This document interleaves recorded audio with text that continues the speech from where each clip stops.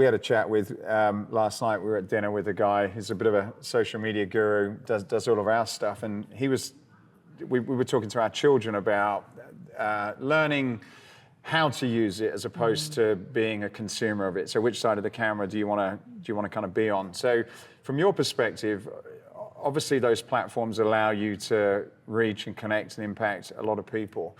How do you look at different social media platforms as it relates to your role as a fitness professional? So in terms of how I utilize each one? Yeah, well, how do you use it? And also, how do you think about it? You know, are you thinking about this or all of them? Because there's going to be different ones that come and go. And even, I suppose, when you mentioned Facebook now, there's TikTok, and there'll probably be a number of other ones that come along. But when you look at yourself, your message, and what you do, how do you view those, I guess, communication platforms, and in terms of learning about how to use them, how to make the most of them, how to connect? Or is it something you spend time thinking about as a professional? Yeah, definitely spend a lot of time with it because there's constantly new platforms. I'm like, for example, TikTok. Took me a while to get on there. I was like, what is this? I thought only dancers are on here. And you have to be willing to learn, I guess. And then as you start to learn as a professional who your audience is, it'll help you lean towards what platform to go to. It's a little bit impossible, I feel, without a team to hit all of them. I get in phases sometimes where I'm like, all right, repurpose, but the messaging is slightly different. You know, if you're looking at LinkedIn, you're looking at more corporate individuals, great audience, but your messaging is probably not going to be a fun TikTok dance to like. Although some of that is working on things like LinkedIn, you know, I've seen that. Oh, well then see, that's new then. So that's something new for me to learn in. But as far as my strategy, what I've learned, when I've kind of taken the platforms in different ways, because as great as it is, sometimes I also get a little bit burnt out. So I also have to find the joy in it. So as much as I will enjoy putting out the different workouts, different movements that I want to push out that day, I also do want to do the fun trends on TikTok. And it gives someone, it kind of breaks this barrier. I think sometimes as a fitness professional, depending what you do, they think like, oh, this person's just hardcore or whatever. And it gives someone a sense of your personality. So I think depending on the message and how you're trying to open yourself to others will determine what type of content you put out there. So I like to have a mix between the straight professional, here's some movements, there's the inspirational posts. Importantly, there's sharing your own clients. It's not just about you. People want to see people like themselves and know that you're willing to like connect and just be human. People also do want to see like your family and like, oh my God, she has a dog like me or whatever it is. So the strategy will vary. I think the most important thing is post when you feel good as well. It's better to have content that is quality. I think sometimes when I've done different talks on social media and even how to reach out to brands, people are like, I just don't have enough followers. No one's going to care what I say. But at the same time, when I think you're someone like me who's really utilized the platform and you kind of study what people do, there's people with 1,000 followers that are on big platforms like Nike, Fabletics, because they're great coaches. It's the thing that I tell people to do is keep doing what you're doing, and people along the way, once you hit that platform or whatever it is that gives you that exposure, will realize you've been doing it the whole time. It's not important about the numbers, because if you affect that one person, that's all that matters.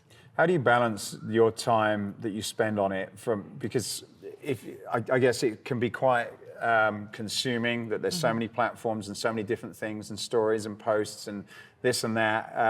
How do you get that balance between, look, I've still got a business to run. At the end of the day, it comes from transactions to building your brand and doing some great free content and having it nicely produced and shot and posted and all the copy in it, because that's a job in itself. How do you balance those two things out so you can ensure that you're doing enough, but you're also not losing sight that you've got to pay for what you're doing? Yeah, I think the balance, it's varied right now. Like, look, I haven't posted anything in a week. I had my fiance drive so I can post in the car. I was like, this is the pocket of time I need to.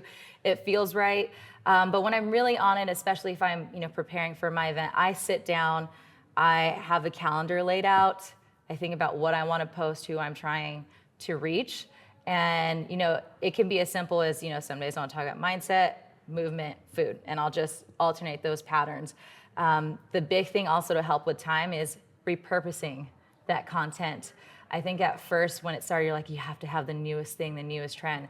But if you're like me and take a lot of photos and different things, there's a lot of different things you can use that will save you time, but it's about having that plan. So you can use different platforms. I think I've used Asana before, where I lay it out and I can see the exact caption I'm gonna use, everything, and it's just a cut and paste game.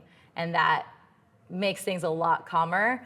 And then sometimes you just post on the fly. So I think it just depends what's the push, because there's a lot of different things as a professional you're trying to do that if your clients need that time, you just have to remember, breathe, like, if I don't post today, it's gonna be okay. Like, things will go on and I will get back to it, and you just go with it, because there's things everyone talks about, the algorithm, this and that. At the end of the day, you're a business professional trying to do your thing, so plan as best as you can. I would say that's the best thing. I love to save trends that I like, that are fun, that inspire me. You know, there can be days where I struggle to post one, and one day where I happen to find 10 trends I love, and I just shoot them briefly and it flows, and then that's all on deck, saved in drafts, and I just go. So it's a mix. What advice do you give younger females that are getting involved in social media from a business perspective? Obviously, these platforms are specifically designed to keep you on them. You know, they're addictive. So you've obviously got the consuming of those platforms, but then also you've got comments, what the people are saying stuff on there. So my guess in terms of, you know, from a mental health perspective, it could, you know, it could be quite a challenge to work against that and to make sure that you're actually sort of keeping yourself sane and you're not getting too hooked into it. And you're not paying too much attention to things that you shouldn't be. So what advice have you got for younger people that are probably allowing that social media world to maybe get the better of them? I think the biggest thing is sometimes, when you get that awareness that maybe it might be consuming you, and I know sometimes that can happen to me, is I go in and put a timer. So you know how long you've been on social media that day, and at that moment in time, you kind of analyze, was I like working and like it was strategizing and pulling content that was needed, or was I just being taken in, you know? And that point, you kind of determine how long you want to be on the platform, and you consciously have to work on that. Sometimes there's a point where I even move the app around so I can't find it. So I have to like really make myself conscious of like what I'm actually doing on there. And then in terms of the interaction with people, especially as you start to gain some traction. So, you know, for example, I've done some workouts for Pop Sugar on YouTube.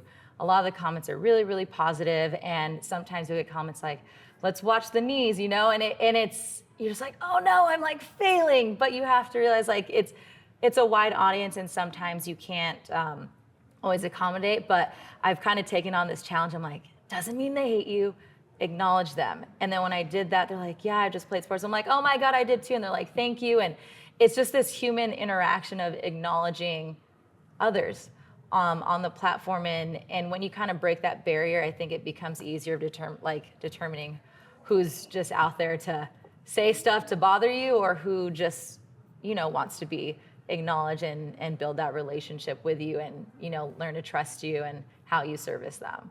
Does it help or prevent you from taking any risks in terms of your content because of maybe what people will say? Like, I guess, you know, sometimes it's good to experiment with things and try new things. And also, well, let's start there first, and then I've got another sort of follow-up question in relation to that. Yeah.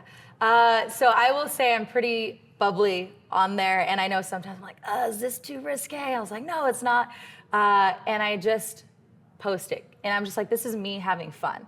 I sometimes trying to analyze it, because there's still a line where you want to be professional, and I think you have to also keep in mind, who do you think you may want to partner with? Who might you want to work with? And I think if you're doing something in alignment with that feels authentic to you, then you're doing the right thing.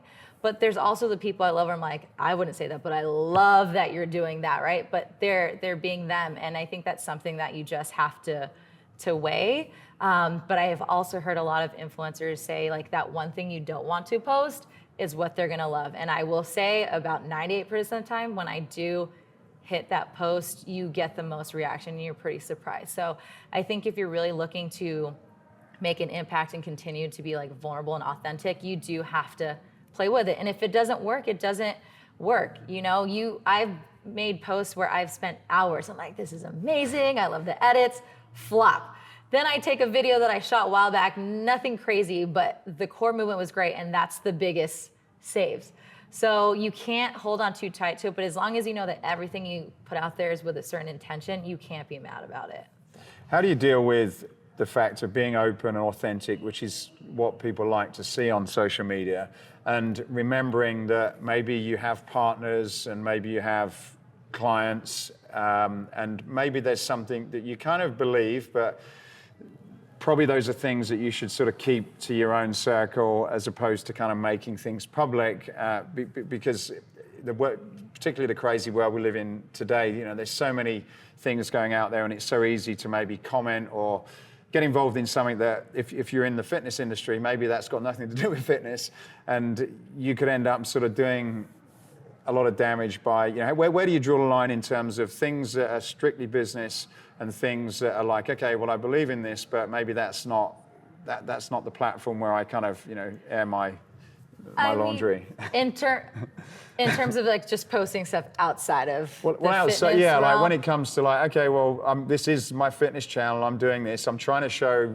the other side of me, which is, this is who I am, and I've got this dog, and I like to cook eggs on a Sunday or whatever. Yeah. And then there's other views, whether they could be political or anything else like that, that kind of, it's difficult to draw the line on, should you just keep things sort of in a lane, or do you go outside of that, but risk, maybe you're going to kind of create a lot of issues with, your core business in some ways. Yeah, and I think you have to determine what is the risk that you're willing to take. So I would say right now, I've been really fortunate this past year that I feel I've had these opportunities to be on these bigger platforms, right? So I'm a little more cautious and aware, but at the same time, I'm like, wait, as this is going in, I feel like people are looking for more authentic coaches on camera to have fun.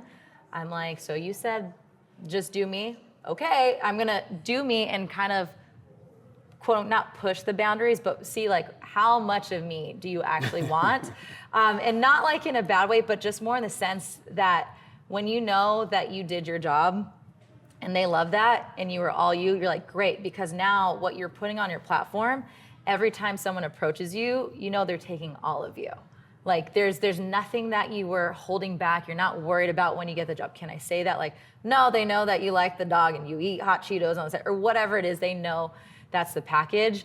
I will say, I will still keep it professional, but you still want to have that fun, but it's finding how much of you do you want to share and put out there? I'd say as much as you're comfortable, put all that out there, because I love now when I get approached, I'm like, you know exactly what you're getting. You do have more play on stories, right? That's kind of where people are like, we really want to see what you're doing today and all that, like, what did you get at the store and tell me more about it. Do you actually like it? That's a great way to communicate. But at the same time, I notice that as I'm doing more travels, there's so much more that I, want to post. So I created other social media pages where I can just throw it out there. And it's more fun, it's not strategic. And I think that's what a professional has to weigh, because it is a lot to manage just one page. So just finding what works for you, or simply creating another account. I know Gunnar Peterson, who's a well-known trainer, he says, look, you can ask me anything, I'll talk about anything, as long as it's not religion and politics. Yeah. And that's his line. He's like, I'm not going to go there. Do you have anything similar? I believe I agree with Gunnar. I will take Gunnar's thing and I'll put that on the table today. Hey, I hope you enjoyed this podcast. If you did, then please go over to iTunes and subscribe to the Escape Your Limits podcast. Leave a review, leave a comment. It really would help us a lot to continue to keep these going.